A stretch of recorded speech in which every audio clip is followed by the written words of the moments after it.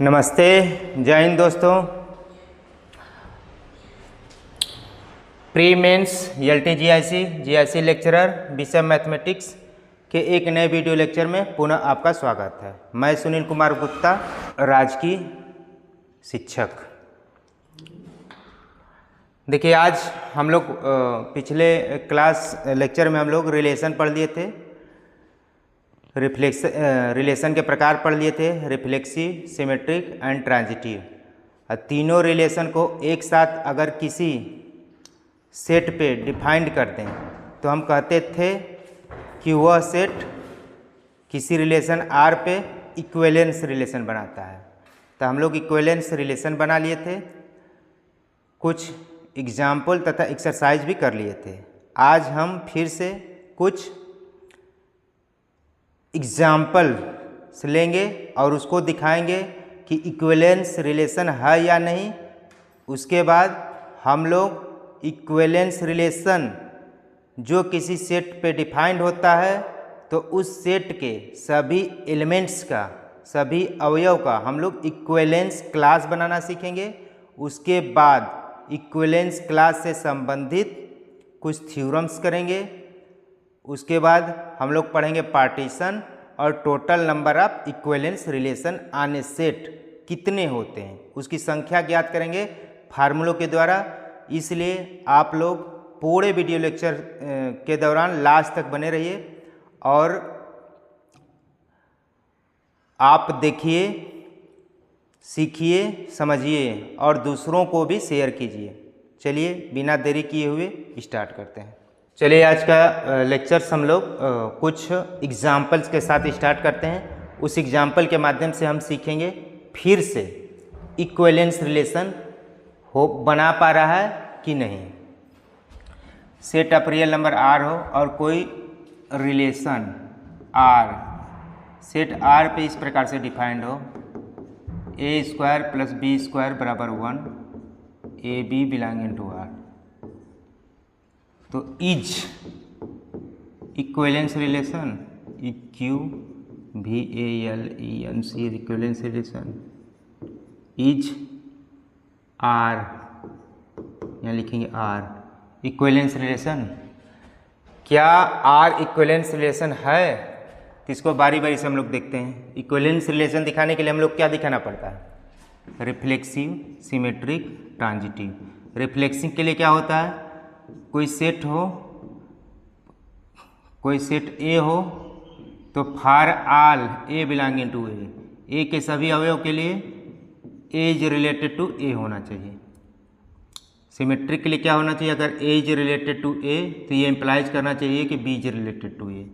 Transitive के लिए क्या था? अगर A is related to B हो, B is related to C हो तो ये इम्प्लाइज करे कि A is related to C। ये हम लोग पहले पढ़ चुके थे। अब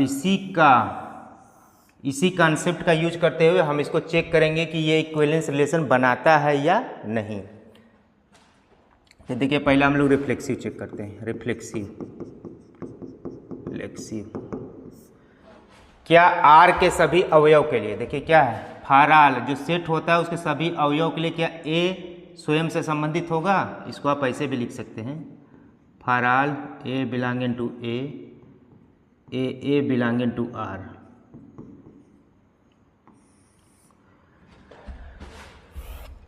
तो देखिए, क्या R के सभी अवयव के लिए ये कंडीशन होल्ड हो जाएगा? तो देख लीजिए, चूंकि for all A belonging to R, A does not belonging to R, so relation R on set R is not reflexive.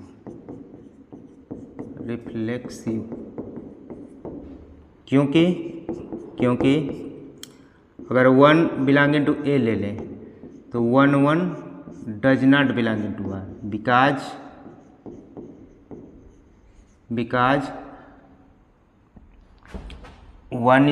+ 1² बराबर क्या हो जाएगा? 2, जो कि 1 के बराबर नहीं है। 1 के बराबर नहीं है तो 1 के बराबर नहीं है तो इस रिलेशन में नहीं आएगा, ये अवयव 1 1 इस रिलेशन में नहीं आएगा, तो इसलिए दिया गया रिलेशन इस सेट ऑफ रियल नंबर पे इक्विवेलेंस रिलेशन नहीं है। अब सिमेट्रिक चेक करते हैं। सिमेट्रिक देखिए, A B belonging to R, इसका मतलब क्या है, A square plus B square बराबर 1। अगर A square plus B square बराबर 1 है तो B square plus A square बराबर 1 भी होगा। इसका मतलब क्या है, B A belonging to R. A B belonging to R लेके चले थे, B A belonging to R दे दिए। इसका मतलब कि relation R on set R is an equivalence relation. E R का मतलब इक्विवेलेंस रिलेशन। अब हम लोग चेक करते हैं ट्रांजिटिव रिलेशन।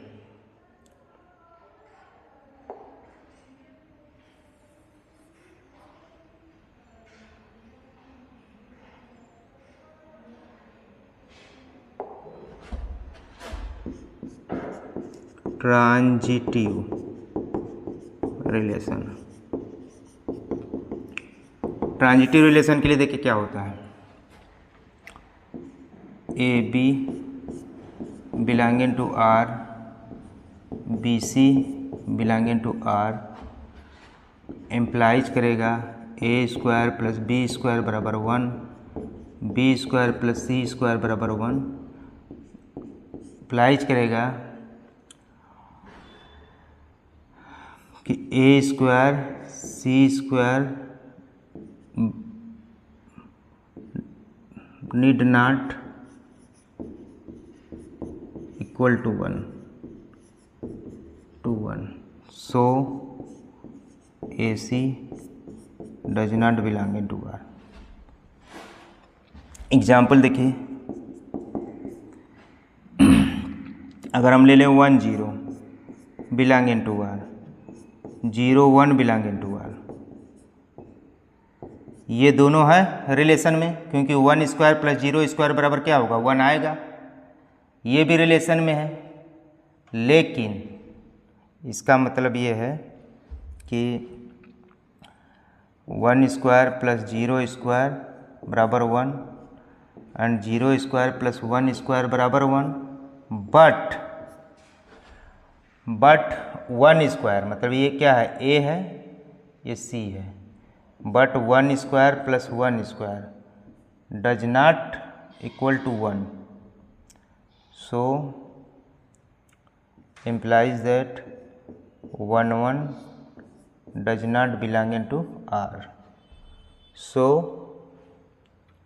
इसके बाद लिख लेंगे, so given relation is not transitive.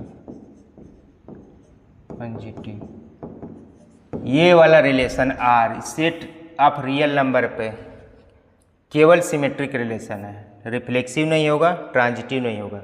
जब रिफ्लेक्सिव कोई एक नहीं हो रहा है तो इसका मतलब कि इक्विवेलेंस रिलेशन नहीं बनाता है। तो ये कह रहा है कि इज इक्विवेलेंस रिलेशन, तो कहेंगे नो, इक्विवेलेंस रिलेशन नहीं है। उम्मीद है कि ये क्वेश्चन आपको समझ में आया होगा, इसको समझ लीजिएगा। मतलब हम कोई एक उदाहरण ऐसा ले सकते हैं कि ये दोनों तो होल्ड हो जाए, लेकिन ए का सी से संबंध ना बने। देखिए ये होल्ड हो रहा है, ये यानी ये इसके अकॉर्डिंग होल्ड हो रहा है, लेकिन क्या ए सी यानी 1 स्क्वायर प्लस 1 स्क्वायर बराबर 1 आ रहा है, नहीं आ रहा है। नहीं आ रहा है तो हम कह देंगे कि given relation is not equivalence relation. अब कोई दूसरा एग्जाम्पल लेते हैं हम लोग। एक एग्जाम्पल मोस्ट इम्पॉर्टेंट है,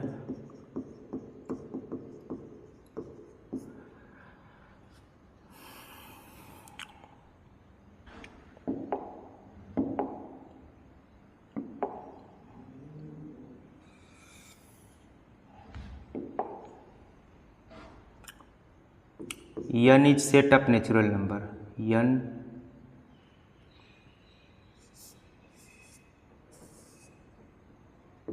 is set of natural number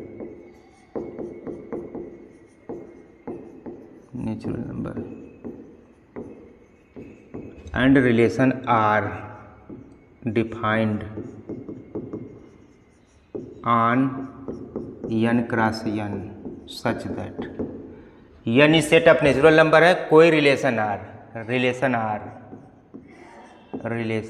r defined on n cross n such that, इस प्रकार से है कि r बराबर AB, CD इस प्रकार से है कि A प्लस D बराबर B प्लस C, या इसको ऐसे भी लिख सकते हैं कि AB is related to CD, इस प्रकार से A प्लस D बराबर B प्लस C। एक्चुअली देखिए इसमें रिलेशन में पेयर में एलिमेंट है, मतलब कोऑर्डिनेट टाइप के एलिमेंट है। अब प्रत्येक एलिमेंट इस पेयर के अंदर भी पेयर में होंगे, क्योंकि वो एलिमेंट कहाँ से लिए जा रहे हैं, n क्रॉस n से।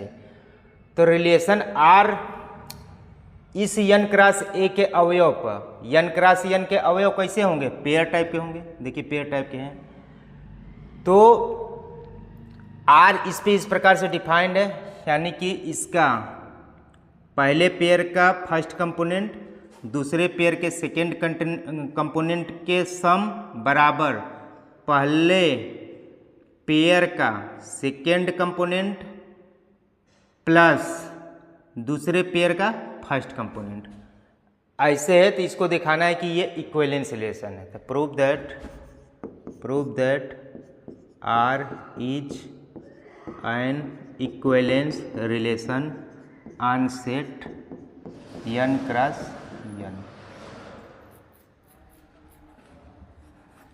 n क्रॉस n पे। पहला रिफ्लेक्सिव,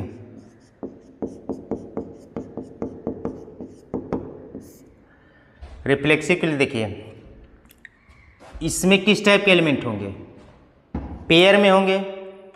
रिफ्लेक्सिव के लिए क्या दिखाना है, for all A belonging to A, तो इसमें क्या अवयव लेंगे, for all A belonging to n cross n, चूंकि A प्लस A बराबर A plus A,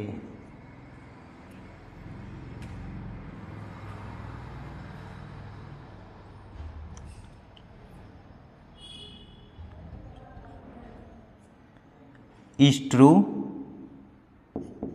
true so AA is related to A। देखिए इसका फर्स्ट, इसका सेकेंड, इसका सेकेंड, इसका फर्स्ट, ये सही है। सो मतलब n क्रॉस n के सभी अवयव के लिए जो कि A टाइप के होंगे,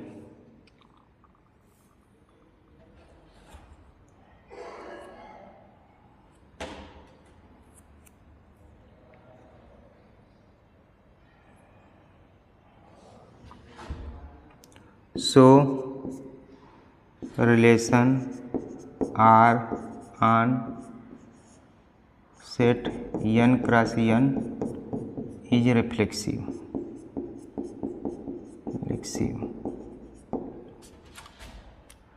अब हम लोग सिमेट्रिक चेक करते हैं इसको। सिमेट्रिक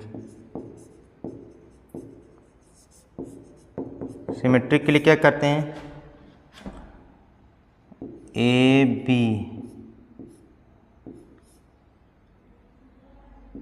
CD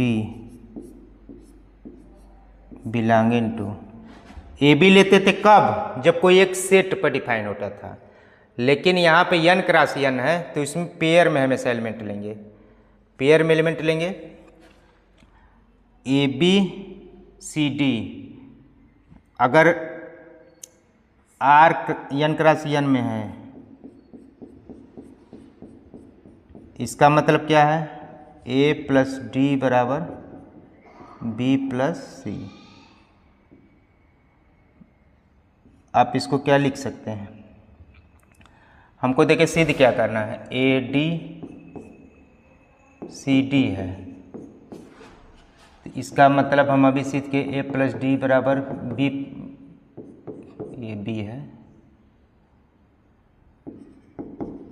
AB और CD।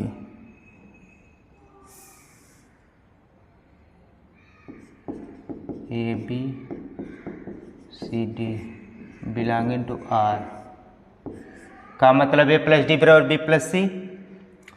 हमको सिद्ध क्या करना है, CD AB belonging to R हो जाए। तो इसको सिद्ध करने के लिए हमें क्या लाना पड़ेगा, C प्लस B बराबर D प्लस A। तो इसको अरेंज करके लिख लीजिए, इसको इधर कर लीजिए, उलट दीजिए, B प्लस C बराबर A प्लस D कर लीजिए, या इसको आप क्या कर सकते हैं, C प्लस B बराबर D प्लस A कर सकते हैं। अब यहाँ से क्लियर है, अब यहाँ से क्लियर है C प्लस B बराबर D प्लस A। इसका मतलब ये है कि ये इम्प्लाइज करेगा, ये इम्प्लाइज करेगा CD कामा AB, ठीक। दिस कामा दिस इम्प्लाइज कर दिया, दिस कामा दिस। इसका मतलब R on N cross N is symmetric relation, symmetric relation. अब ट्रांजिटिव के लिए चेक करेंगे, ट्रांजिटिव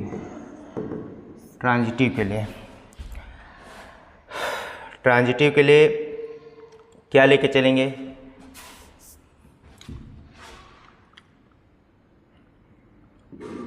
AB CD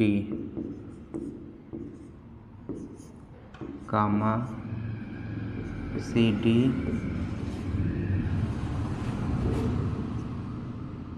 EF। ये इम्प्लाइज करेगा। देखिए हम उसमें क्या लेकर चलते थे, जब कोई सेट पे रिलेशन डिफाइंड होता था, किसी एक सेट पे डिफाइंड, यहाँ पे सेट क्या है, N क्रॉस N है, तो वहाँ पर हम लेते थे, जब सेट पे डिफाइंड होता था, जब किसी सेट ए पे डिफाइंड होता था, हम लोग लेते थे AB BC, ये लेते थे। लेकिन यहाँ पे एक जगह क्या है, N क्रॉस N है, तो इसमें जो एलिमेंट लेके, ये पहला एलिमेंट अगर ले रहे हैं तो इसमें क्या लेंगे, पेयर टाइप के लेंगे। तो AB पहला ले लेंगे, फिर CD लेंगे, फिर इसी के बराबर ये लेंगे, फिर अगला एक नया एलिमेंट लेंगे। अब दोनों को डिफाइन करिए, A plus B C plus D का मतलब A प्लस D बराबर B प्लस C कामा, इसका मतलब C प्लस F बराबर D प्लस E। जो रिलेशन दिया है इसी के अकॉर्डिंग ABCD है, तो A प्लस D हो गया था, B प्लस C हो गया था, तो वही चीज़ है A plus D B plus C, C plus F E plus D, उसी के अकॉर्डिंग लिखा गया है। इसको आप क्या लिख सकते हैं, A plus D C plus F बराबर D plus E plus B plus C लिख सकते हैं। देखिए जैसे मान लीजिए कह दें 1 प्लस 2 बराबर, मान लीजिए ऐसे करते हैं, 1 प्लस 3 बराबर 2 प्लस 2, ऐसा लिख सकते हैं। A है, ये मान लीजिए D है, ये मान लीजिए B है, ये C है। अब यहाँ पे C क्या लिए हैं, 2 प्लस F कुछ भी ले लीजिए, F ले लीजिए, 4 ले लीजिए।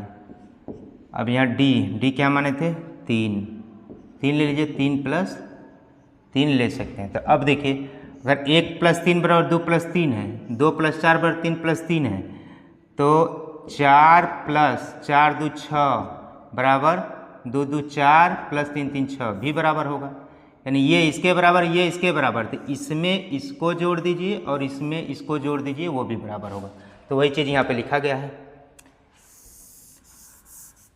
अब इसको हमको अरेंज करना है, अरेंज करके हमको क्या लाना है, AB कामा EF, यानी हमको बनाना है A प्लस F बराबर B प्लस E। चूँकि देखिए ABCD ये कामा ये बराबर ये कामा ये सिद्ध करना है। तो A B comma E F सिद्ध करना है। A B comma E F सिद्ध करने के लिए हमें ए प्लस एफ बी प्लस ई लाना पड़ेगा।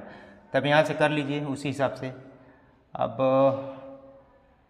ए प्लस एफ, यहाँ से डी प्लस सी कट जाएगा। देखिए यहाँ से ए प्लस एफ लिख सकते हैं, यहाँ से लिख सकते हैं बी प्लस ई, और डी और सी कैंसिल हो जाएगा।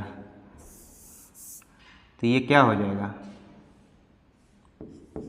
ये हो जाएगा A B comma E F is related to N cross N. आप यहाँ लिखते जाएंगे।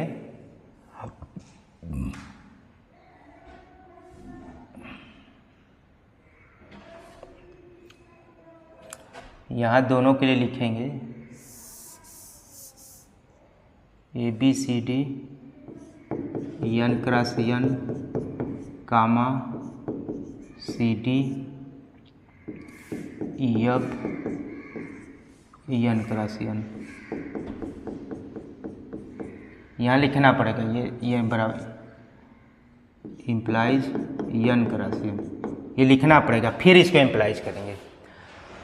आप इसके पहले जो क्वेश्चन किए थे सेट करते थे, यहाँ पे सेट की जगह एन क्रॉस एन है। तो एन क्रॉस एन में जब भी एलिमेंट लेंगे पेयर टाइप के एलिमेंट लेंगे। अगर ऐसे सिद्ध कर देंगे A B C D E F बराबर ए बी ई एफ आ गया, इसका मतलब गिवन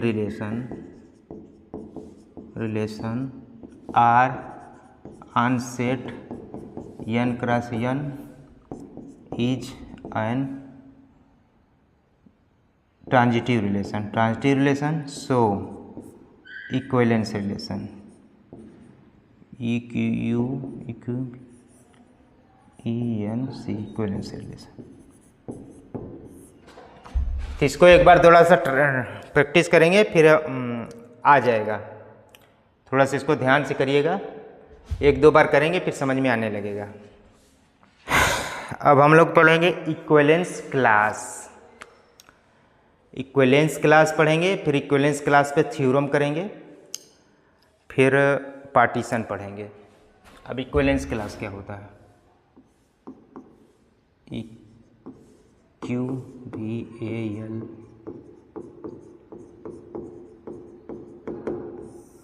देखिए आपके सिलेबस में ये है, एकदम ये लिखा है सिलेबस में। आप जब प्रोक्ता का सिलेबस देखेंगे तो पहले ही यूनिट में इक्विवेलेंस रिलेशन इक्विवेलेंस क्लास एकदम बाकायदे लिखा हुआ है। तो जो चीज़ सिलेबस में एकदम हुबहू लिखा रहा था उसको तो बड़े अच्छे से पढ़ना है, उससे संबंधित थ्योरम्स भी करना है। इक्विवेलेंस क्लास क्या होता है, देखिए if A is any set and R is an relation, R is an equivalence relation, R is an EQVALENS equivalence relation on set A कोई सेट है and R is an equivalence relation on set A, then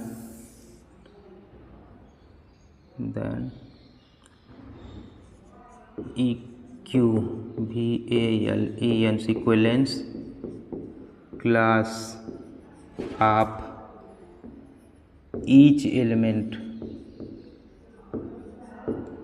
A belonging to A is denoted by AR। यदि A कोई set हो, A is any set and R is an equivalence relation on set A, then equivalence class of each element A belonging to is denoted by AR, ऐसे लिखते हैं, and defined as देखिए क्या होगा, A R, इसको ए, ये क्या होता है, x belonging to A such that x is related to A. अब हम इक्विवेलेंस क्लास जब बनाएंगे तब इसको अच्छे से समझ पाएंगे, ठीक। और जैसे एग्जाम्पल ले लीजिए, एग्जाम्पल पढ़ने से पहले हम लोग पढ़ेंगे कांग्रुएंसी रिलेशन क्या होता है। कांग्रुएंसी रिलेशन, तो कांग्रुएंसी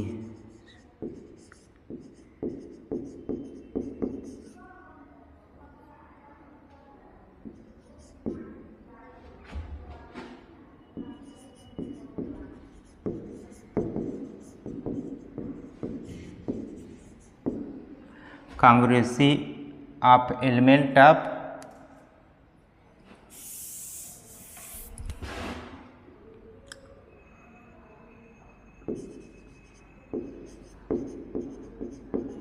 congruency of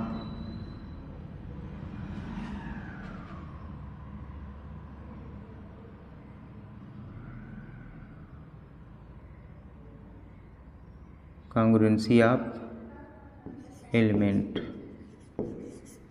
of integer। पहले इसको पढ़ते हैं, congruency, CONGRUENCY, congruency of element of integer होता क्या है, इफ ए बी दो अवयव हों इंटीजर के and m is fixed positive integer,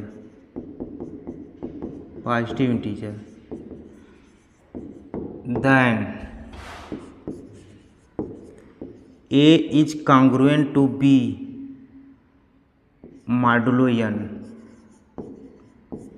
इसको पढ़, ए बी कोई इंटीजर हो, m is fix positive integer हो, तो A is congruent to B modulo m, A is congruent to B modulo m, इसको पढ़ते हैं।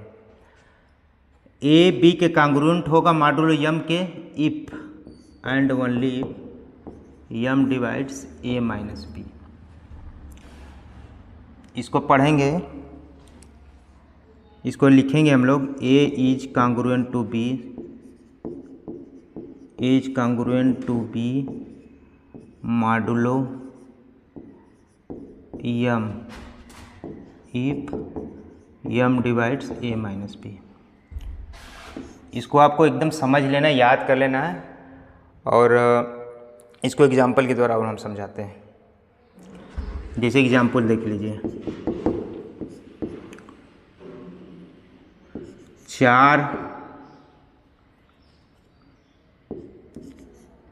4 के कॉन्ग्रुएंट होगा मॉडुलो 4, क्यों?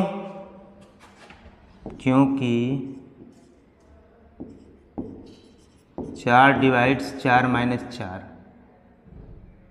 या 4 डिवाइड्स 0, 4 0 को डिवाइड करता है, इसलिए 4 इज कॉन्ग्रुएंट टू 4 मॉडुलो 4 होगा। अगर हम यहाँ लिख दे 5, यहाँ लिख दे मॉडुलो 4, तो 5 किसके कॉन्ग्रुएंट होगा?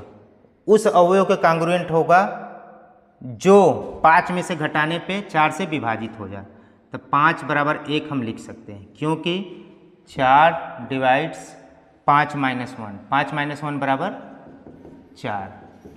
हाँ, तो इसको कहेंगे 5 इज कॉन्ग्रुएंट टू 1 मॉडुलो 4, या हम कह दें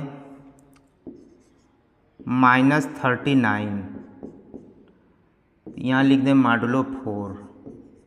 हम यहाँ क्या लिख देंगे कि 4 से इसका और उसका डिवीजन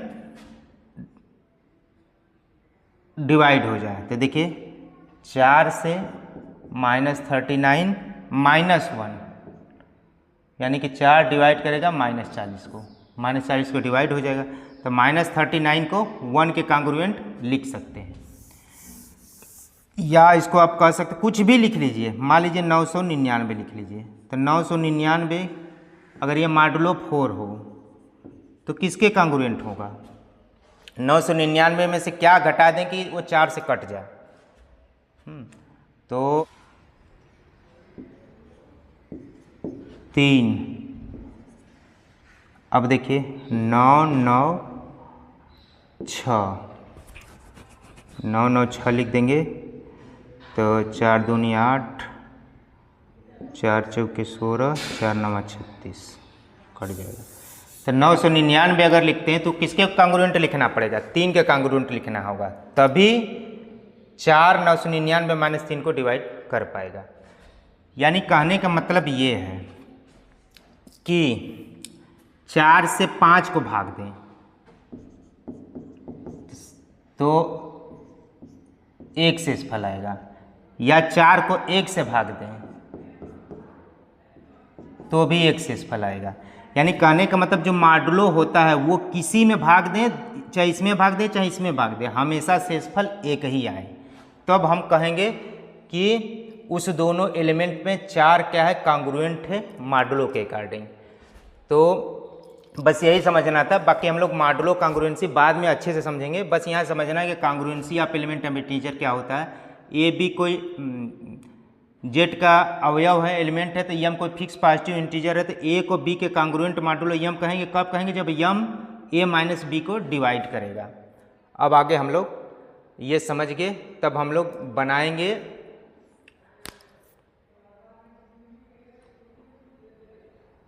इक्विवेलेंस क्लास, ठीक, and equivalence relation. Prove that relation of congruency on the set of integer form an equivalence relation. Prove करिए। प्रूव ए बी कोई इंटीजर के अवयव हूँ, आर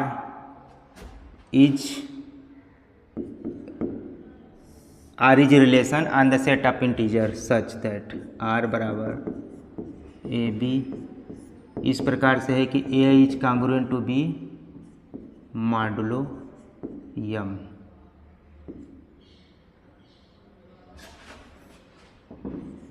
या इसे क्या लिख सकते हैं? A B such that Yama divides A minus B. आप यम की जगह 4 ले लीजिए, 4 ले लीजिए, 4 ले लीजिए।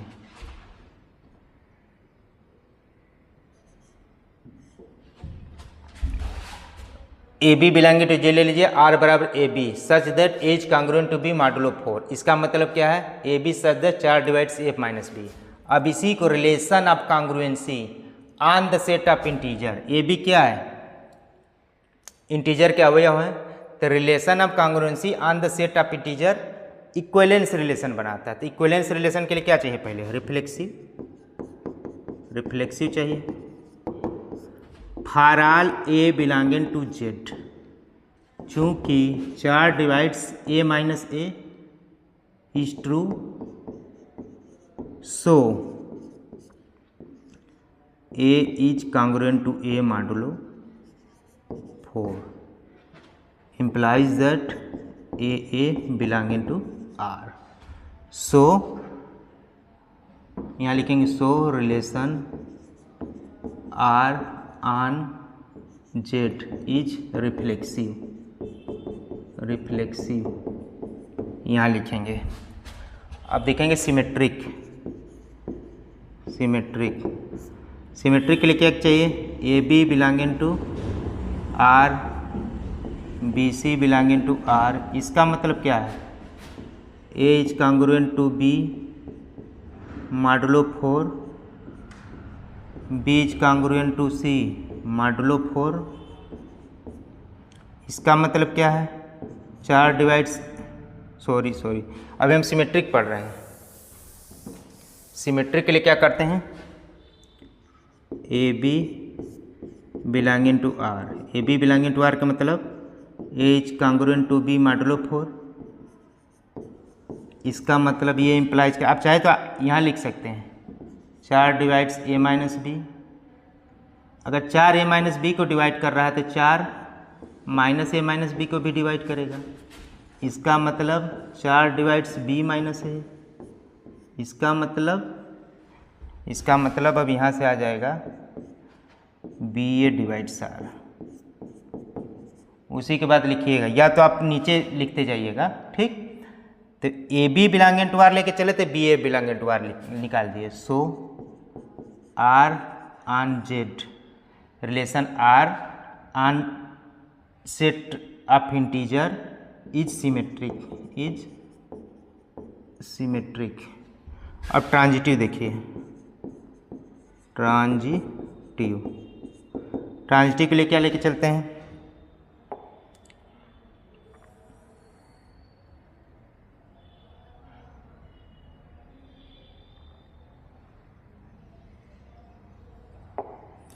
ट्रांजिटिव के लिए क्या देखते हैं, A B belonging to R, B C belonging to R implies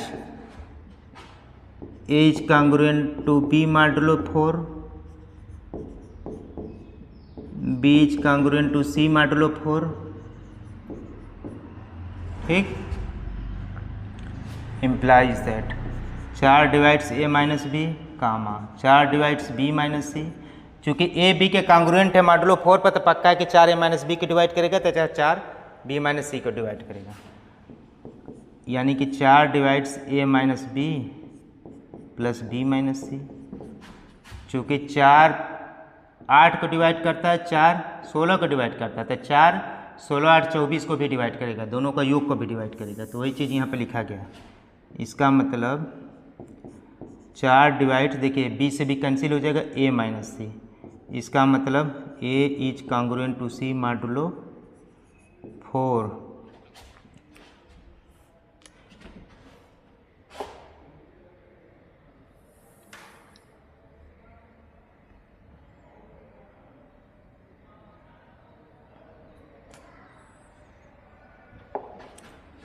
इसका मतलब A C belonging to R, A B belonging to R, B C belonging to R implies करके A C belonging to R. सो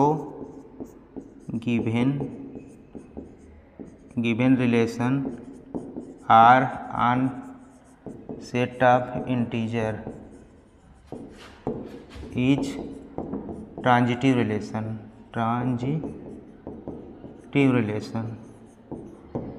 चूँकि R on Z is reflexive, symmetric and transitive. आप लिखिएगा पूरा, चूँकि relation R on set of integer Z is reflexive, symmetric and transitive, so equivalence relation आप लिखिएगा। अब ये बताइए, अब देखिए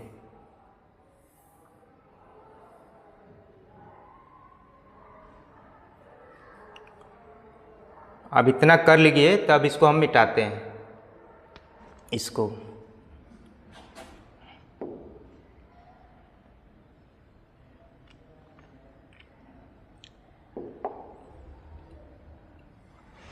हम relation of congruency and the set of integer equivalence relation हम सिद्ध कर दिए एक एग्जाम्पल के द्वारा।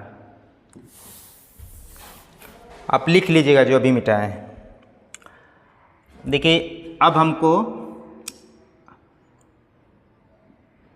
ये सेट ऑफ इंटीजर है, इस सेट ऑफ इंटीजर पे ये रिलेशन डिफाइंड है, रिलेशन ऑफ कांग्रुएंसी। अभी हम सिद्ध किए हैं कि relation of congruency is an equivalence relation. अभी कुछ दिन पहले सिद्ध किए थे कि relation of congruency of the set of integer forms an equivalence relation. ये हम प्रूव कर चुके हैं। अभी इक्विवेलेंस रिलेशन प्रूव हो चुका है, अभी कुछ देर पहले कराए थे। तो अब यह कह रहा है कि A is any set and R is an equivalence relation on set A, then equivalence class of each element of A can be made, बनाया जा सकता है। अभी लिखाए थे कि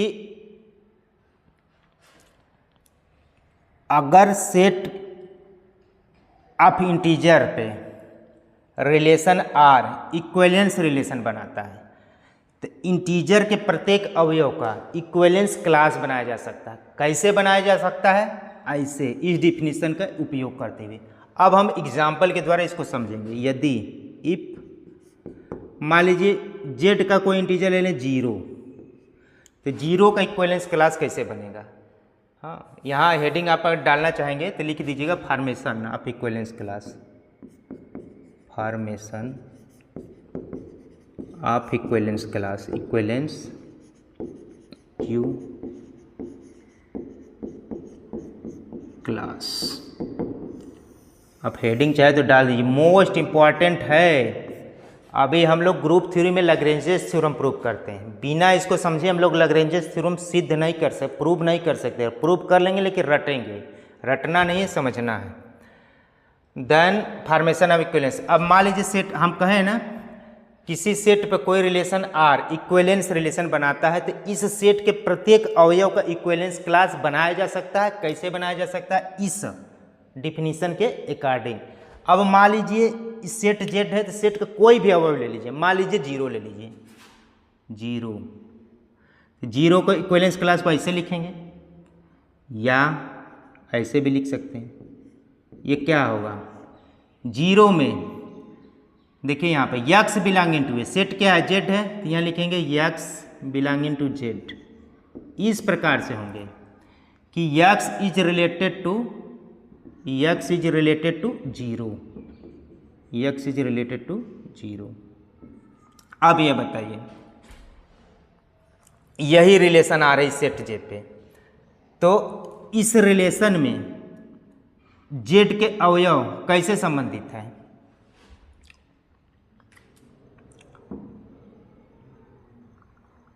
x इज रिलेटेड टू 0।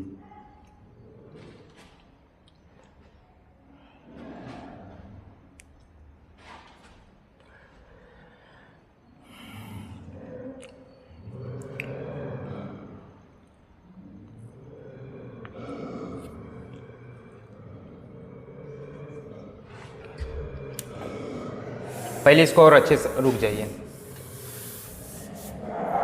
देखिए इसका मतलब इसको और क्या लिख सकते हैं? R A is related to B इस modulo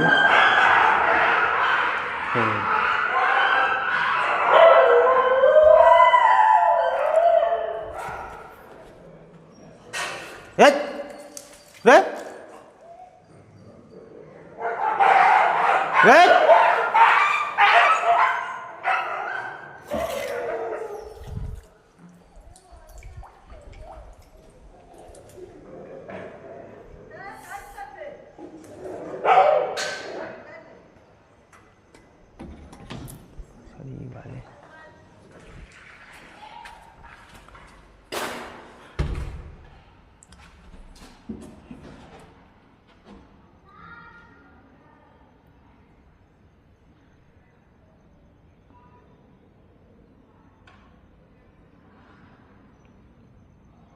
A is related to B, R A is related to B if A is congruent to B modulo 4, या इसी को आप लिख सकते हैं A is related to B if 4 divides A minus B, या if and only। आप R को ऐसे लिखिए या ऐसे लिखिए, कई बात है। चूँकि हम पहले ही बताए थे कि R बराबर A B such that 4 divides A minus B का मतलब ये है कि A is related to B if and only if 4 divides A minus B. ऐसा होता हम पहले बता चुके हैं। अब हम फॉर्मेशन ऑफ इक्विवेलेंस क्लास लिखेंगे। फॉर्मेशन ऑफ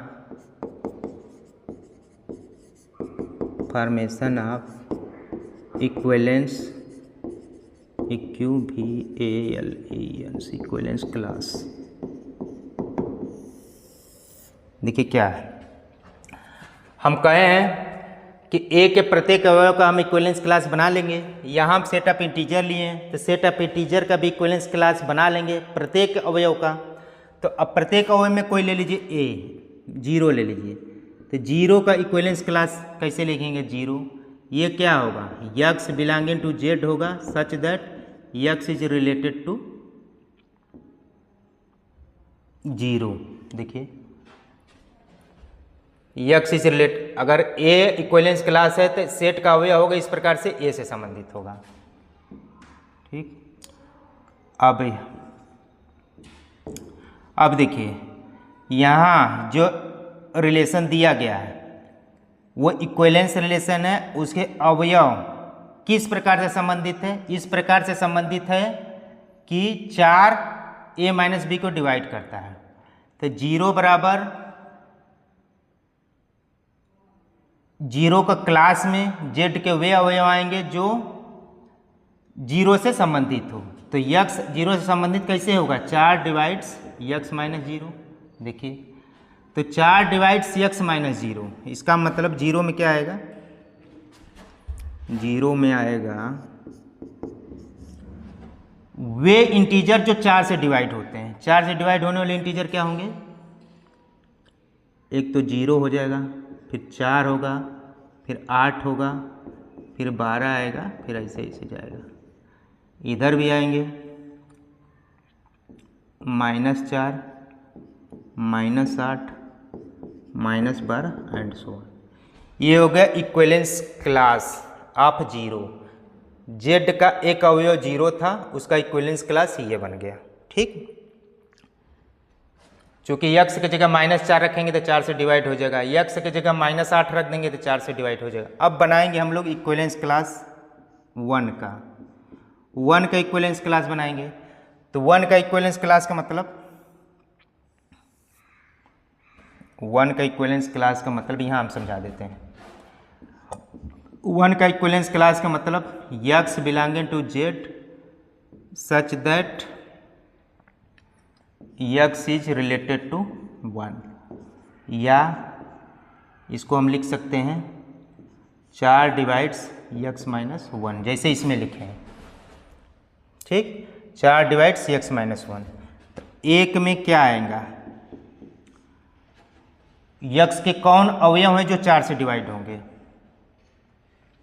1 होगा, 5 होगा, 9 होगा, 13 होगा। इधर क्या होगा? -3 होगा, -7 होगा, -11 होगा एंड सो ऑन। ठीक, देखिए यक्स के जगह ये सारे अवयव रख दीजिए, 4 से डिवाइड हो जाएगा -3। ठीक, अब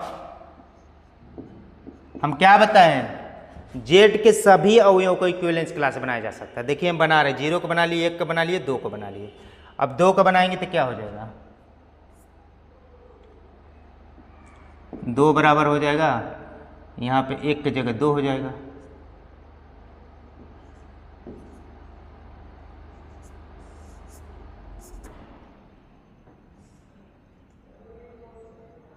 चार डिवाइड्स यक्स माइनस 2 हो जाएगा।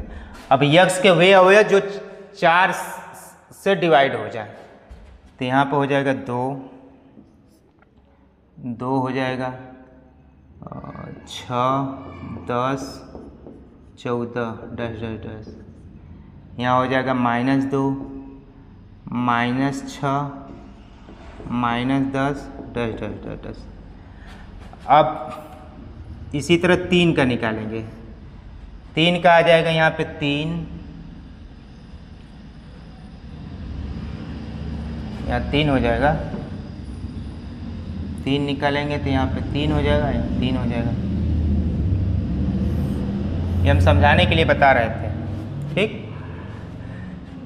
तो यहाँ हो जाएगा 7, 11 डैश डैश डैश डैश।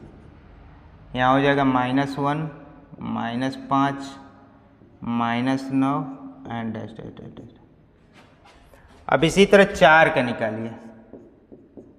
4 का निकालेंगे तो यहाँ क्या हो जाएगा? 4, यहाँ हो जाएगा 4 का इक्विवेलेंस क्लास,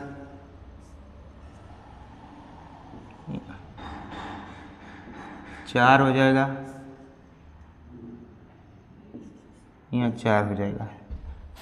तो फिर से क्या मिल जाएगा? यहाँ पे 0, 4, 8, 12, यहाँ पे -4, -8 -12 एंड सो ऑन। अब ये देख क्या रहे हैं, ये इक्विवेलेंस क्लास 0 के बराबर है। देखिए 0 के निकाले इक्विवेलेंस क्लास से ये आया, 1 के ये निकाला, 2 के निकाला ये निकाला, और 4 का जब निकाले तो फिर से रिपीट होके देखिए ये 0 के ही बराबर आ गया। देखिए देखिए सब 0 में है। तो अब क्या होते हैं, आप कह सकते हैं कि ये रिलेशन इस सेट ऑफ इंटीजर पे 4 इक्विवेलेंस क्लास में विभाजित है। अब इसके बाद अब मान लीजिए 5 निकालेंगे, 5 निकालेंगे तो किसके बराबर होगा, 1 के बराबर होगा। 6 निकालेंगे तो 2 के बराबर होगा। 7 निकालेंगे तो 3 के बराबर होगा। 5 1 के बराबर क्यों होगा, क्योंकि 5 में से 1 घटाएंगे तो 4 से डिवाइड हो जाएगा। अगर मान लीजिए यहाँ पे लिखते थे -39 का इक्विवेलेंस क्लास किसके बराबर होगा, तो 1 के बराबर होगा, क्योंकि 39 -1 -40 4 से विभाजित हो जाएगा। फिर से हम लिख दें यहाँ 1000, तो 1000 किसके बराबर हो जाएगा, 0 के बराबर हो जाएगा, क्योंकि 1000 में से 0 घटाओगे तो 4 से डिवाइड हो जाएगा। तो कहने का मतलब ये है कि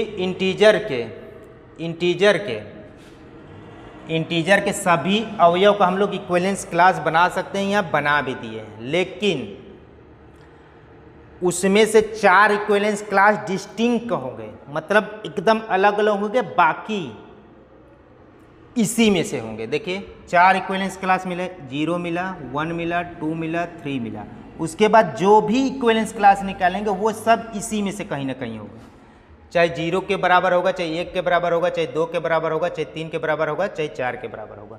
आप कोई भी निकाल लीजिए। 702 निकालिएगा, 702 में क्या घटा दें कि 4 से डिवाइड हो जाए, देखिएगा इसी में से आएगा। ठीक, तो वही कहना हमको कि अगर कोई रिलेशन किसी सेट पे इक्विवेलेंस रिलेशन बनाता है तो उस सेट के प्रत्येक अवयव का इक्विवेलेंस क्लास बनाया जा सकता है, जो कि हम अभी बना के दिखा दिए। यानी if R is any relation on set A then each element of set A equivalence class can be made as. अब हम लोग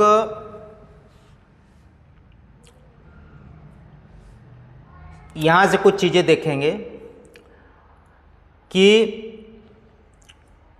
इक्विवेलेंस क्लास जो होंगे चारों डिस्टिंक्ट होंगे, और बाकी जो इक्विवेलेंस क्लास बनेंगे सेट ऑफ इंटीजर का, इसी चारों में से कोई ना कोई होगा। अब इसी से संबंधित कुछ थ्योरम्स करते हैं।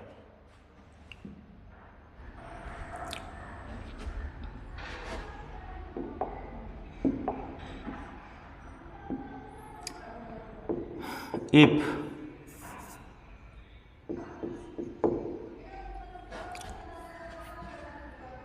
R is an equivalence relation on set A,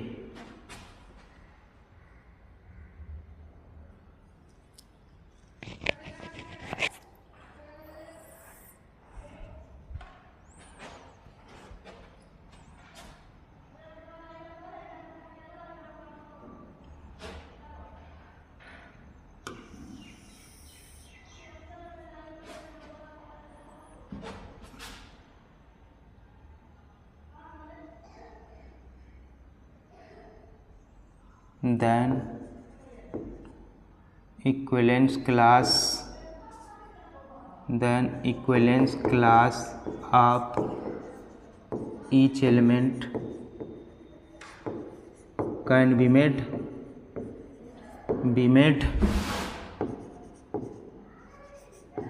as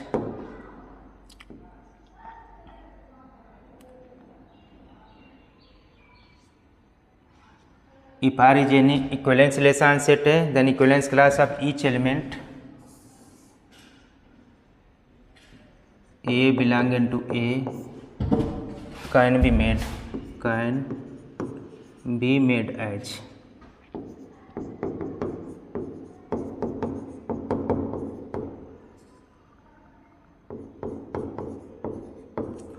अब लिखेंगे प्रॉपर्टीज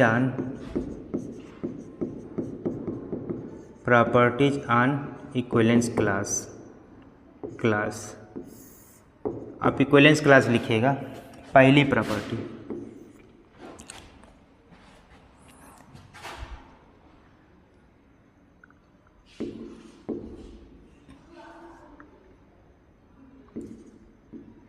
हम 60 में लिखेंगे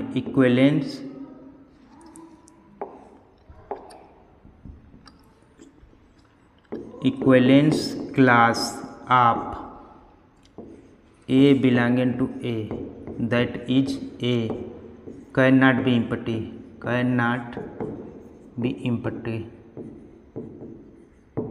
अर्थात that is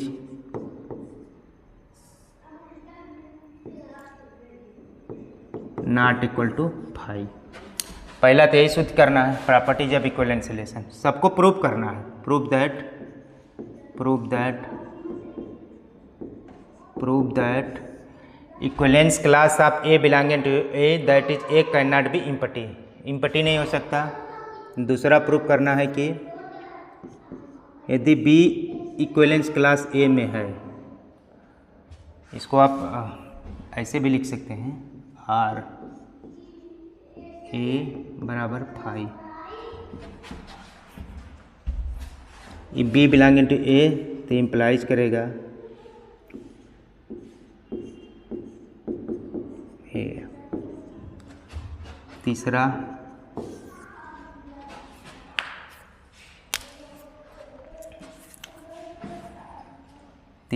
ये है कि ए बराबर बी इम्प्लाइज करेगा A is related to B, दोनों तरह से। चौथा,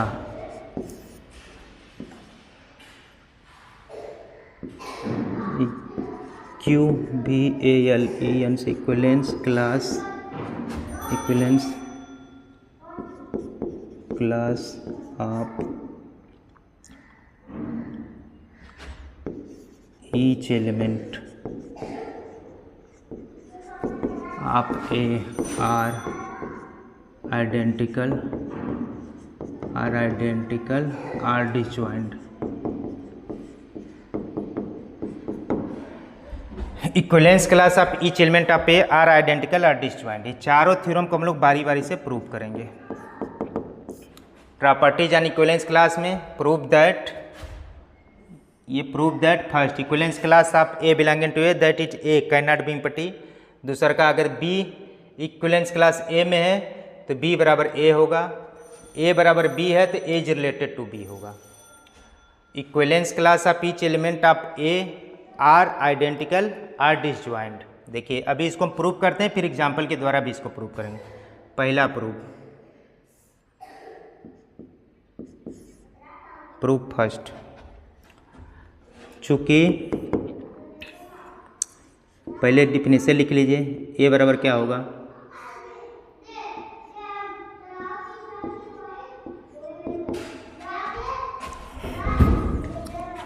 ए हल्ला मत करो, जाओ उधर हल्ला मत करो।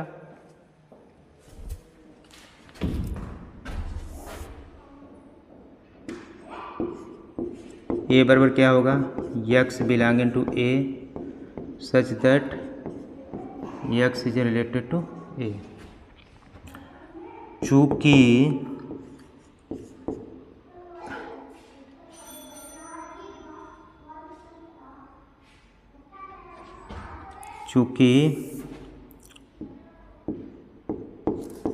R is an equivalence relation on set A. If R is an equivalence relation on set A, then equivalence class of each element A can be made as। ये होता है and equivalence class of A belonging to A empty नहीं है। जो equivalence class बनता है वो relation पे ही बनता है। R is an equivalence relation on set A, R है लिखा है, R is an equivalence relation on set A, so for all A belonging to A is related to A। क्योंकि R is an equivalence relation on set A, तो set A पे R reflexive भी होगा। चूँकि are जो है equivalence relation है set A पे, तो सेट ए पर रिलेशन आर रिफ्लेक्सिव भी होगा। जब रिफ्लेक्सिव होगा तब for all A belonging to A is related to A, इसका इम्प्लाइज, इसका मतलब ये है कि A is belonging to A. देखिए ए में कैसे एलिमेंट, एक वे अवयव है जो ए से ही संबंधित है, तो ए का ए अवयव लेंगे तो वो भी तो ए से संबंधित होगा, क्योंकि सेट ए पर रिलेशन आर क्या है, रिफ्लेक्सिव होता है। तो इसका मतलब ये है कि इस ए में कोई अवयव मिल गया, अर्थात ए नॉट इक्वल टू 5। तो यहाँ से सिद्ध हो गया कि equivalence class of each element of set can not B empty, ये प्रूव हो गया। Equivalence class of A can not B empty. अब दूसरा सिद्ध करते हैं।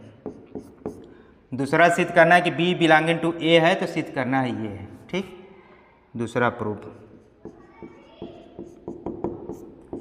B belonging to A, B belonging to A का मतलब B is related to A, B A में है। अगर यक्स ए में है, यक्स ए में है, यक्स क्लास ए का अवयव है, तो यक्स ए से संबंधित होता है।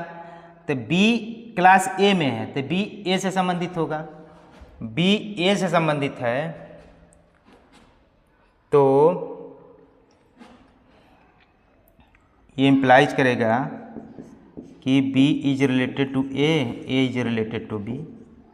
चूँकि यहाँ लिखेंगे R is symmetric, R is symmetric. चूँकि बी अगर ए से संबंधित है तो ए बी से भी संबंधित होगा, क्योंकि आर क्या होता है, इक्विवेलेंस रिलेशन सेट पे है, तो इक्विवेलेंस रिलेशन है तो सिमेट्रिक भी होगा, तो सिमेट्रिक होगा तो ये लिख सकते हैं। अब नाउ हमको सिद्ध क्या करना है, बी बराबर है, now we have to prove that B equal to A. तो क्या करेंगे इसके लिए,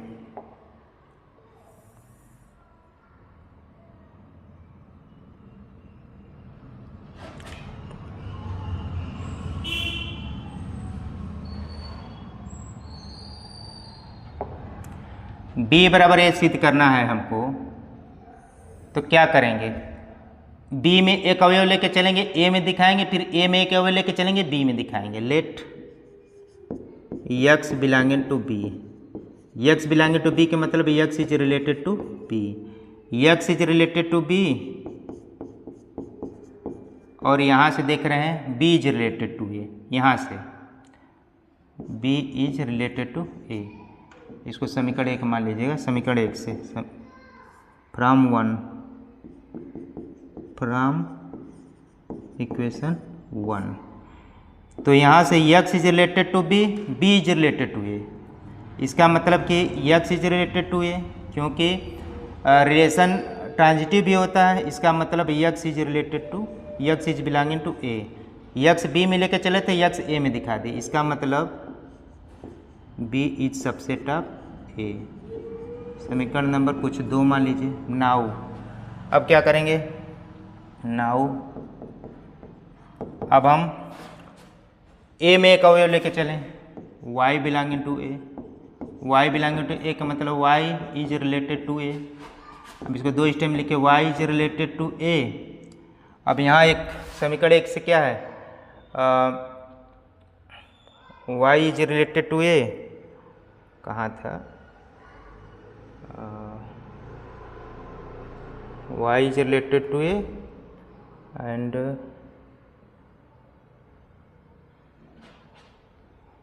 यहाँ y is related to A and a is related to b, a is related to b from 1। यहाँ से क्या हो जाएगा, y इज रिलेटेड टू, यहाँ से हो जाएगा y is related to b। इसका मतलब कि y बिलोंगिंग टू b, इसका मतलब y a में चले थे, y b में लेके चल दिए, तो a is subset of b from from 2 and 3, from 2 and 3 we clear that, from 1 and 2 it is clear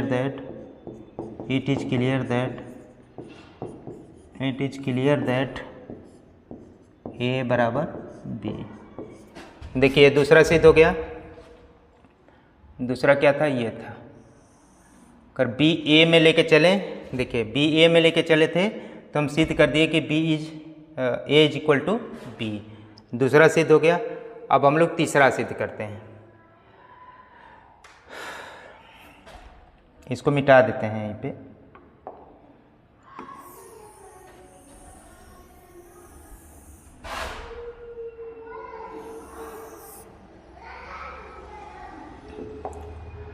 देखिए दूसरा सिद्ध कर लिए कि B is belonging to class A, तो B इक्वल टू A। अब तीसरा हम लोग सिद्ध करेंगे। तीसरा प्रूफ थर्ड हमें प्रूफ करना है A बराबर B, तो A is related to B। Proof करना है, proof that A equal to B find out only if A is related to B। पहले इसको लेके चलेंगे, इसको सिद्ध करेंगे, फिर इसको लेके चलेंगे, इसको सिद्ध करेंगे। लेट A बराबर B। अब इसको सिद्ध करना है। चूंकि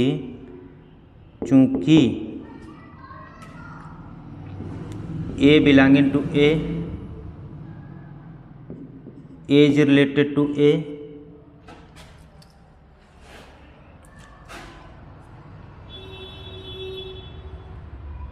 चूँकि for all A belonging to A is related to A implies A is belonging to A implies A is belonging to A implies A belonging to B implies A belonging to B। चूँकि यहाँ लेके चले थे, चूँकि A बराबर B लिख सकते हैं, इसका मतलब A is belonging to E के मतलब A is related to B। यही सिद्ध करना था। Proof that A is related to B। ठीक, A इज बिलोंगिंग टू, तो ये लेके चले तो ये सिद्ध कर दिए। ठीक, ये फाराल है belonging to A is related to A, क्योंकि रिलेशन R क्या इक्विवेलेंस रिलेशन है, तो रिफ्लेक्सिव होगा। तो A के सभी अवयव के लिए A स्वयं से संबंधित होगा, तो A स्वयं से संबंधित होगा तो क्लास A में आएगा। क्लास A बराबर क्लास B यहाँ मान के चले थे तो ये हो जाएगा, तो A is related to B। तो इसको लेके चले तो इसको सिद्ध कर दी। अब इसको लेके चलेंगे, उसको सिद्ध कर देंगे। नाउ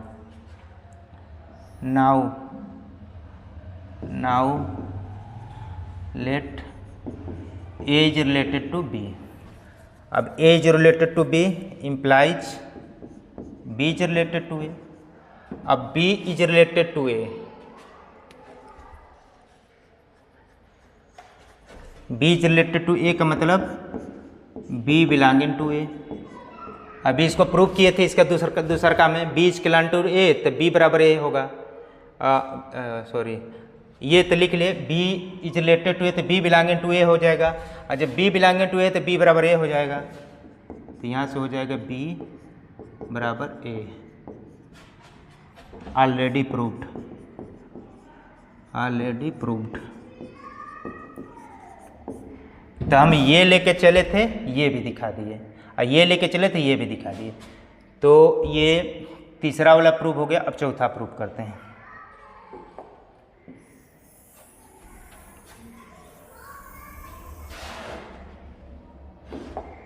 प्रूफ फोर्थ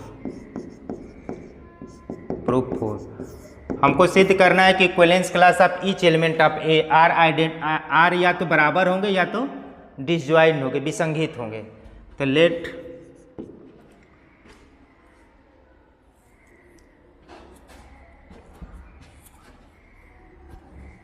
पहले मान देते हैं कि डिसजॉइंट नहीं है।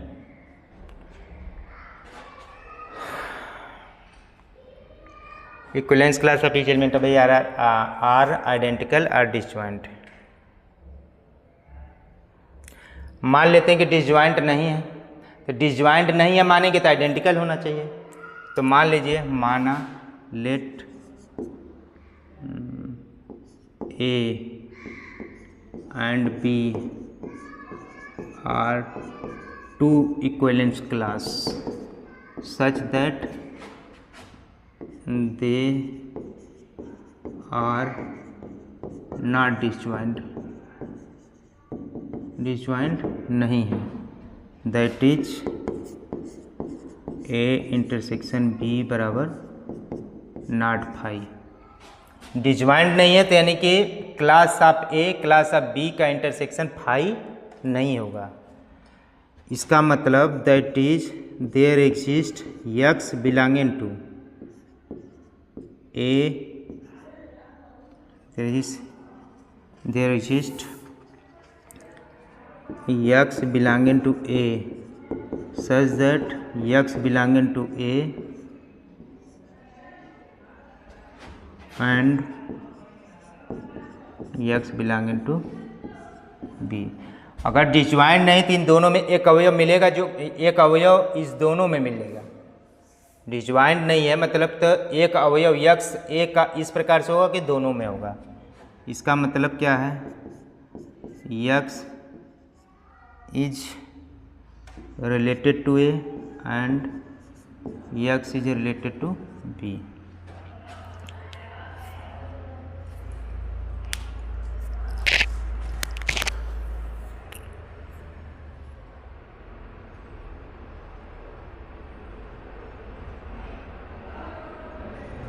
इसका मतलब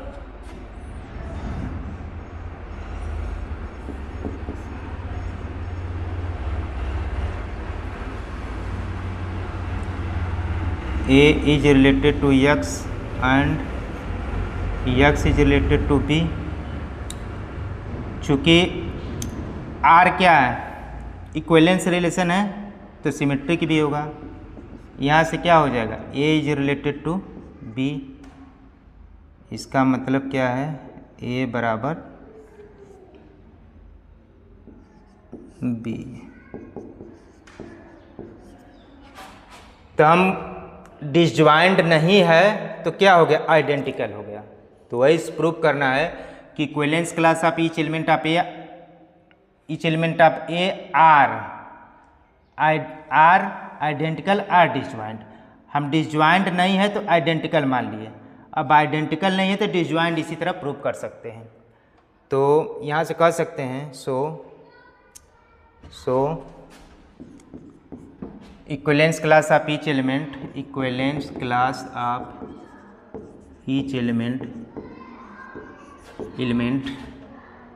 are either identical are disjoint. Are यहाँ आइदर लिखेंगे, AITH either identical are disjoint. यहाँ से प्रूव हो गया, क्योंकि या तो आइडेंटिकल सिर्फ करना था या तो डिसजॉइंट सिद्ध करना था। हम यहाँ माने थे कि डिसजॉइंट नहीं है तो आइडेंटिकल प्रूव कर दिए। अब इसी प्रकार से हम मान लेंगे कि वो आइडेंटिकल है तो डिसजॉइंट नहीं है, सिद्ध कर देंगे। अब इसी चीज़ को, इसी थ्योरम को हम लोग एग्जाम्पल के द्वारा सिद्ध करेंगे। देखिए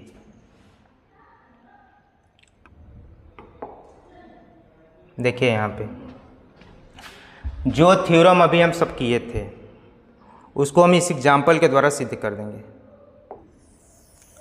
हम पहला थ्योरम क्या था, पहला थ्योरम था कि equivalence class of each element of set can not B empty.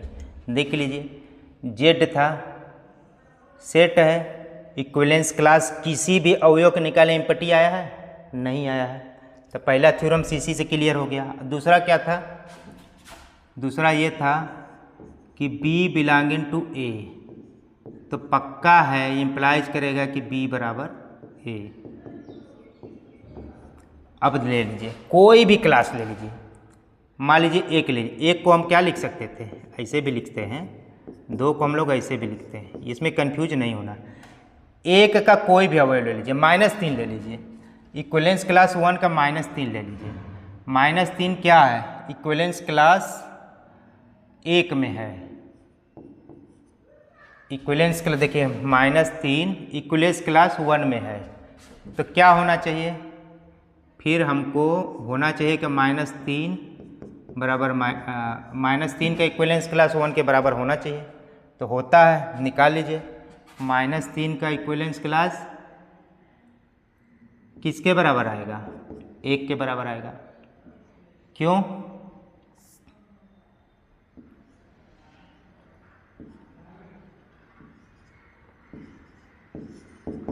एक के बराबर आएगा। क्यों, क्योंकि -3 -1 4 से डिवाइड हो जाएंगे।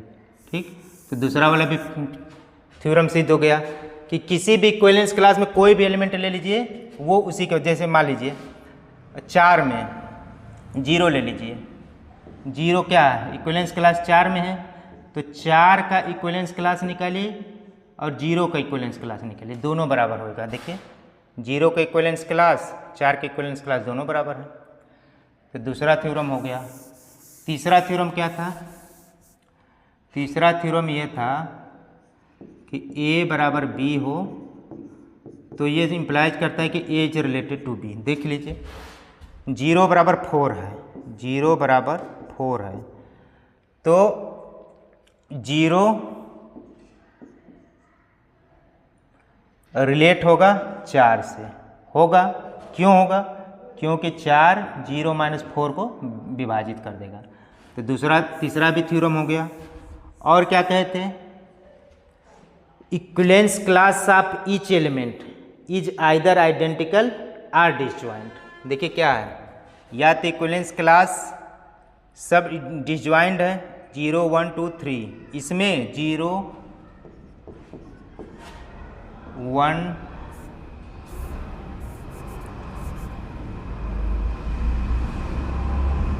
0 1 2 3 सब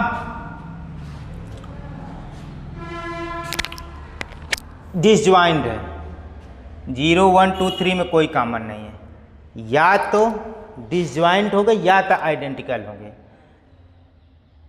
3 2 के या तो डिसजॉइंट है या तो 3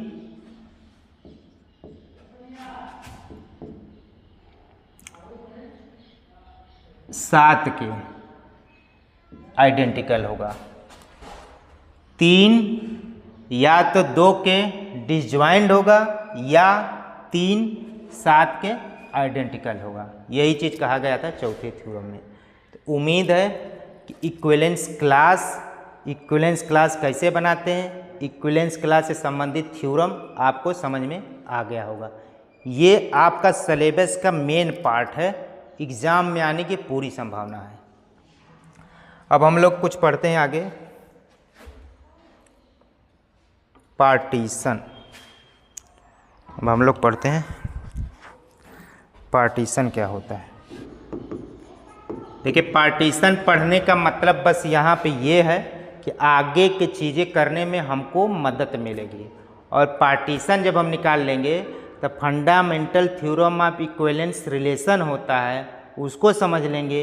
उसके बाद हम ये ज्ञात करेंगे कि किसी सेट में किसी रिलेशन से कितने इक्विवेलेंस रिलेशन बन सकते हैं, यानी किसी सेट पे कितने इक्विवेलेंस रिलेशन पॉसिबल है। इसके पहले हम लोग किसी सेट ए पे total number of reflexive relation, total number of transitive relation, total number of relation का फार्मूला पढ़ चुके थे। आज पढ़ेंगे कि on set A total number of equivalence relation how many will be possible, कितने संभव होंगे। देखिए पार्टीशन क्या होता है, इफ यस कोई नॉन एम्प्टी सेट हो, ठीक, यस कोई सेट हो जो नॉन एम्प्टी है, and A1 A2 A3 AN are subset of yes, ये भी नॉन एम्प्टी है, आर सबसेट ऑफ यस, ठीक। फिर से यस कोई नॉन एम्प्टी सेट है, A1 A2 A3 AN इस सेट के सबसेट्स हैं, तो P बराबर A1 A2 A3 AN is said to be partition of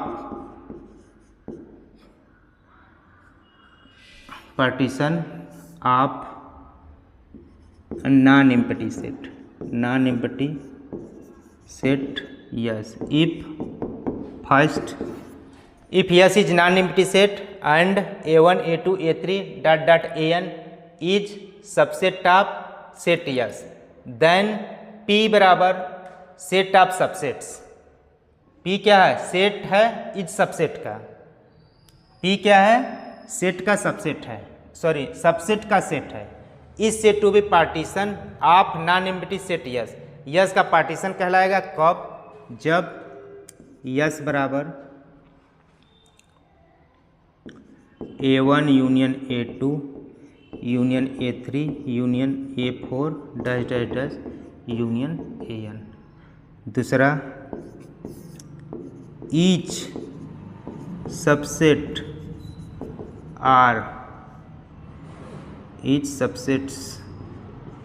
are pairwise disjoint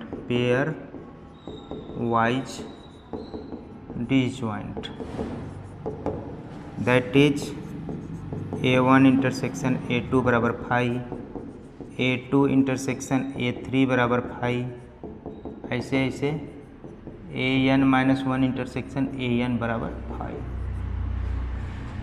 कोई सेट यस हो जो नॉन एम्प्टी हो, उसके सबसेट्स बहुत सारे हों, तो सबसेट्स का सेट अगर P हो तो P को हम कहेंगे पार्टीशन है यस का। कब कहेंगे? जब यस इस पूरे A1 A2 AN का यूनियन करें तो यस मिल जाए, और कोई भी दो सबसेट अपसेट लें उसका इंटरसेक्शन करें तो फाई आए। ठीक, अभी हम एग्जाम्पल के द्वारा इसको समझेंगे। अभी हम लोग पढ़े थे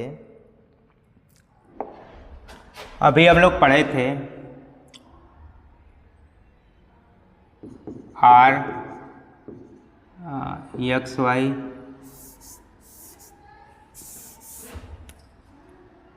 आर बराबर एक्स वाई क्या था? ए बी था। A B such that A is congruent to B modulo 4। या हम लोग पढ़े थे आर बराबर A B such that 4 divides A minus B. तब इसके सेट ऑफ इंटीजर जेड था, तो इसके हम लोग इक्विवेलेंस क्लास बनाए थे 0 1 2 3, यही बनाए थे। ये आया था 0 4 8 12 आया था, ये आया था -4 -8 -12 ऐसे आया था।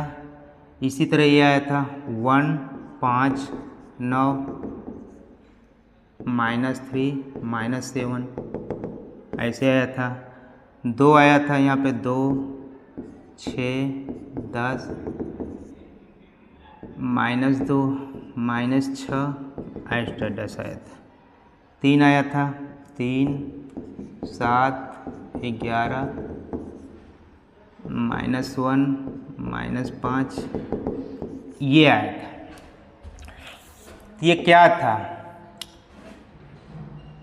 सेट जे के ये सब सबसेट्स हैं, ये सब सबसेट हैं। 0 भी सेट जेड का सबसेट था, 1 भी सेट जे का सबसेट था,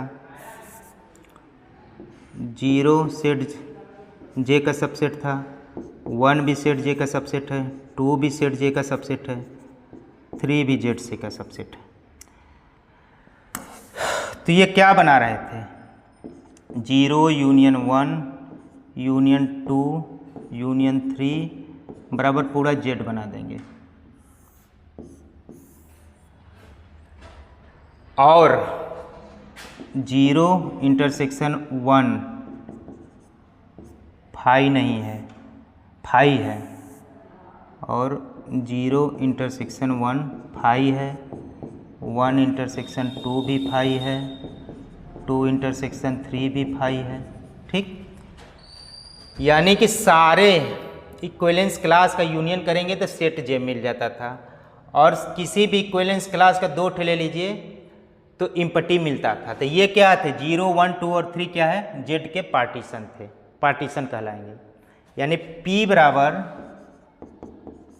0, 1, 2, 3 क्या कहलाएंगे, पार्टीशन, पार्टीशन ऑफ जेड, यही कहलाएंगे।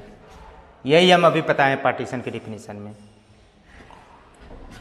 यानी कि 0, 1, 2, 3 क्या कहलाएंगे, सेट जे का पार्टीशन कहलाएंगे। अब हम लोग आगे बढ़ते हैं। यानी कि सेट कोई नॉन एम्प्टी सेट हो, A1, A2, A3, AN set के सबसेट्स हो, तो P बराबर A1, A2, AN को हम लोग पार्टीशन ऑफ सेट यस कहेंगे। कब कहेंगे, जब A1 union A2 union A3 union AN बराबर यस आ जाए, और दूसरा AN-1 AN बराबर 5 आ जाए, एन का मान रखते जाएंगे, तो हम यस P को यस का पार्टीशन कहेंगे। अभी एग्जाम्पल के द्वारा हम बता भी दिए थे। अब हम कितने पार्टीशन बनेंगे वो देखते हैं।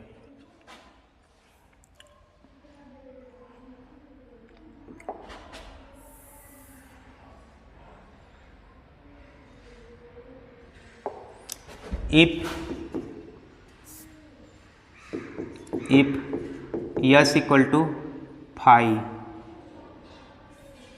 then number of partition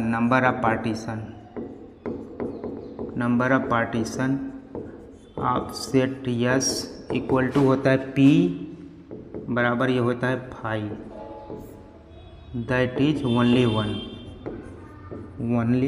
एक बनेंगे।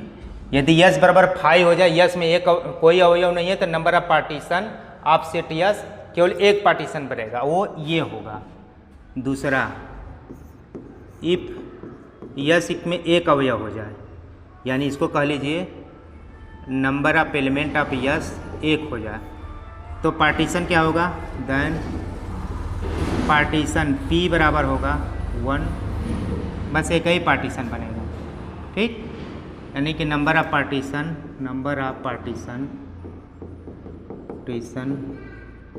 Of set S equal to 1 बनेगा।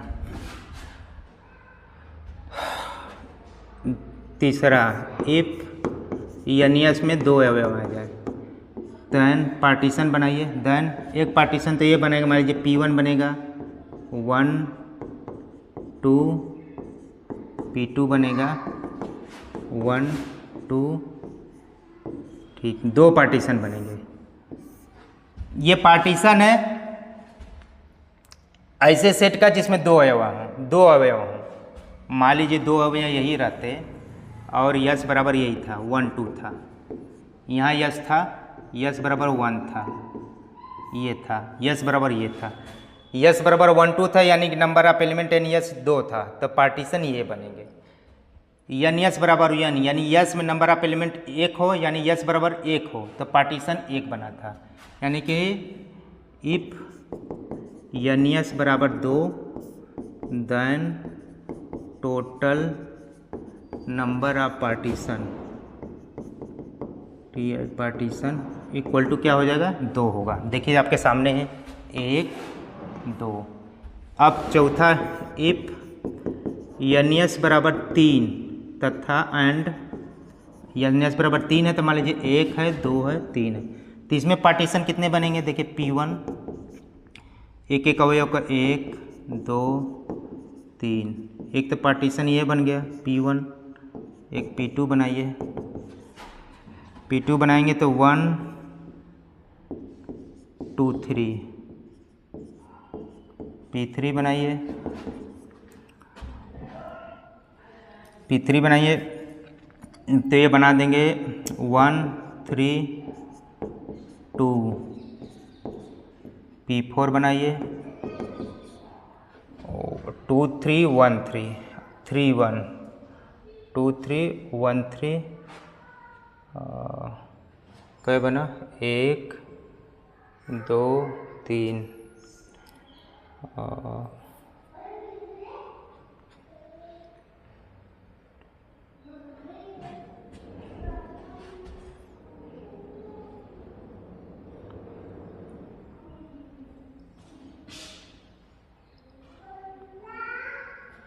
1 2 1 1 2 3 और एक पार्टीशन बनेगा P4 बराबर 1 2 3। देखिए ये इतने पार्टीशन बनेंगे, यानी कि number of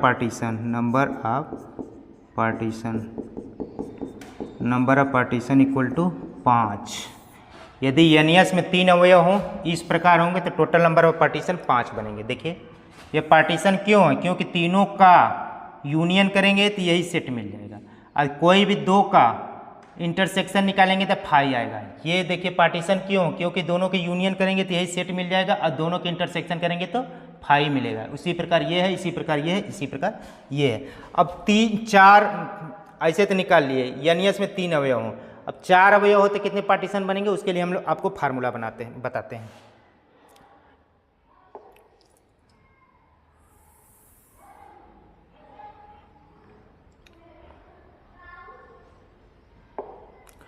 question, if n equal to r, if एनियस किसी सेट यस में n एलिमेंट हो, मतलब अब ऐसे पढ़ेगा यस बराबर n हो, then numbers of partition of set S equal to formula होता है r बराबर 0 to n - 1 C R P R होता है। पी आर का है, P R partition of set S है। सी आर क्या है, परमुटेशन कम्युनिकेशन वाला। अब क्वेश्चन लीजिए, इफ n मतलब एनियस बराबर 4 हो जाए, यानी सेट यस में अवयव संख्या 4 है, तो टोटल नंबर ऑफ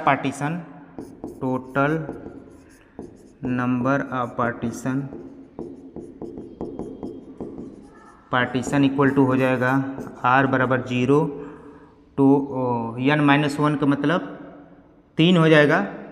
एनियस बराबर 4 है, 4 - 1 का मतलब इस फार्मूले से 3 हो जाएगा। r बराबर 0 से n - 1 3, यहाँ हो जाएगा 3 सी आर पी आर।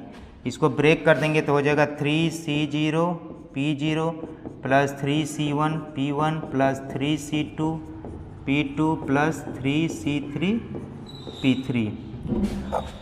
ये हो जाएगा। नंबर ऑफ पार्टीशन निकालेंगे, 3C0 का मतलब 1 होता है, P0 का मान 1 निकाले थे। जब सेट में कोई अवयव ना हो तो P0 निकालते थे, यानी कि P0 का मतलब नंबर ऑफ पार्टीशन, P1 का मतलब number of partition on set yes. P1 क्या था, जब सेट यस में एक अवयव थे तो पार्टीशन कितने निकले थे, 1। PR क्या, partition of set yes. PR क्या, पार्टीशन ऑफ सेट यस। अब यहाँ पे 3C1 का मतलब 3, P1 का मतलब P, जब यस में एक अवयव हो तो कितने पार्टीशन बने थे, 1 बने थे। 3C2 का मतलब 3, जब यस में 2 अवयव थे तो पार्टीशन कितने बने थे, 2 बने थे। 3C3 का मतलब 1, जब यस में 3 अवयव थे तो पार्टीशन कितने बने थे, 5 बने थे। ये हो जाएगा टोटल 15। देखिए 3 4 6 10 5 15। अब इसी तरह n बराबर 5 ले लीजिए।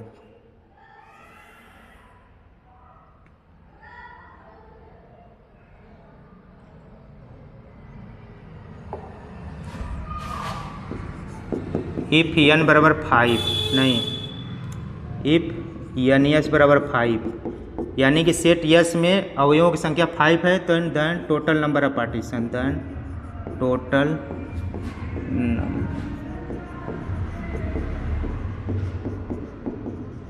इक्वल टू हो जाएगा r बराबर 0 तो n-1 मतलब 4 CR PR, ये कट हो जाएगा 4C0 P0 plus 4C1 P1 plus 4C2 P2 plus 4C3 P3 plus 4C4 P4। 4C0 का मतलब 1, P0 का मतलब 1, यानी जब सेट यस में कोई भी अवयव न हो तो नंबर ऑफ पार्टीशन एक ठो बना था, हमें पहले बताएं। 4C1 का मतलब 4, P1 का मतलब 1, 4C2 का मतलब हो गया 1/2, 4 × 3 6। अब P2 का मतलब 2 प्लस 4 3 का मतलब 4, P3 का मतलब 15, P3 का मतलब 5, P3 का मतलब 5, इसका मतलब 15। ये टोटल आ जाएगा 1 प्लस 4 प्लस 12 प्लस 20 प्लस 15, 12 4 5 15, 5 20 नहीं 52 हो जाएगा टोटल। ये 15 5 20 20 40 10 50 52। अब इसको देखिए याद कर लेना नोट में, इस 5 याद कर लेंगे तो आपका काम चल जाएगा। अब बाकी आप निकालते रहिए, तो नोट में लिख लीजिए नोट।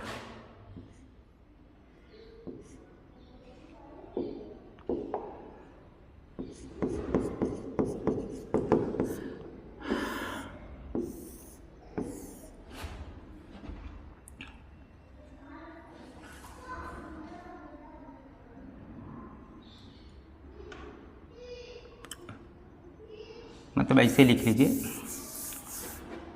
कोई सेट यस हो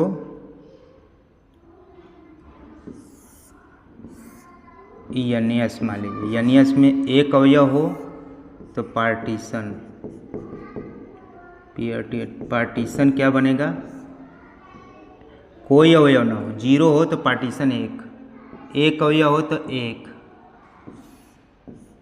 2 अवयव हो तो पार्टीशन 2, 3 अवयव हो तो पार्टीशन 5, 4 अवयव हो तो पार्टीशन 15, 5 अवयव हो तो पार्टीशन 52। इसको याद कर लीजिए कि यस में कोई भी अवयव न हो तो एक पार्टीशन बनेगा, एक अवयव हो तो एक पार्टीशन बनेगा, 2 अवयव हो तो 2 पार्टीशन बनेंगे, लेकिन 3 अवयव हो तो 5 पार्टीशन बनेगा, 4 अवयव हो तो 15 पार्टीशन बनेगा, 5 अवयव हो तो 52 पार्टीशन बनेगा। अब ये पार्टीशन बनाने का हमारा उद्देश्य क्या था? उद्देश्य यह था कि यहाँ से हम लोग fundamental theorem of equivalence relation का स्टेटमेंट जानेंगे और वहाँ से निकलेंगे किसी रिलेशन में how many number of equivalence relation are possible.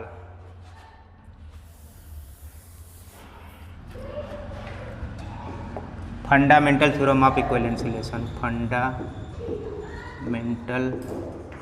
Theorem of an equivalence relation. Statement क्यों लिखेंगे? If any equivalence relation, E R का मतलब equivalence relation, any equivalence relation on a non empty set S determine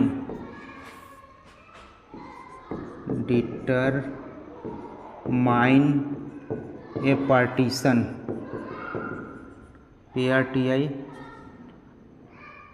determine a partition of set yes and conversely any partition of set of non-empty set, any partition of non-empty set determine an equivalence relation. Any equivalence relation on a non-empty set yes determine a partition of set yes and conversely any partition of non-empty set determine N equivalence relation, अर्थात that is result यहाँ से यह रहा है कि if yes contain if any set n tens n element means then set yes then total numbers of equivalence relation on set yes will be equal to total numbers of partition on set yes। अब यहीं पे एक example ले लीजिए।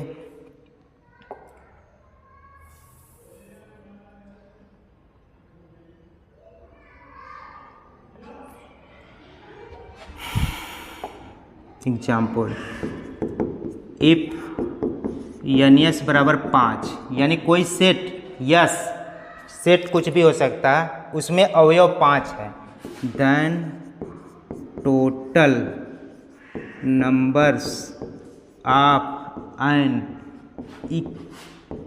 Q VALENC equivalence relation equal to number of partition of set S containing 5 element. अभी निकाले थे फार्मूले से, R बराबर 0 2 4 4 CR PR, ये आया था 52। इसी प्रकार से एग्ज़ाम्स में पूछे गए हैं, 4 अवयव से ज़्यादा नहीं पूछे गए थे, हम आपको 5 अवयव तक बता दिए। यानी किसी सेट ए में 5 अवयव हो तो उससे कितने इक्विवेलेंस रिलेशन बनेंगे? 52। किसी सेट ए में 4 अवयव हों तो उससे कितने इक्विवेलेंस रिलेशन बनेंगे? 15। दोस्तों, रिलेशन का जितना इम्पॉर्टेंस था आपके लेक्चरर एग्ज़ाम की दृष्टि से, उतना हम बता दिए हैं। इससे बाहर कुछ नहीं आने वाला है। बाकी आप कुछ क्वेश्चंस को सॉल्व कीजिएगा। इसमें बहुत सारे कुछ चीज़ें छूट गया है, लेकिन वो उतना इम्पॉर्टेंट नहीं है। बहुत सारे थ्योरम्स आते हैं इक्विवेलेंस रिलेशन पे, तो उतना इम्पॉर्टेंट नहीं है। बाकी अगले वीडियो लेक्चर से हम लोग फंक्शन स्टार्ट कर देते हैं। आज के लिए इतना ही, धन्यवाद।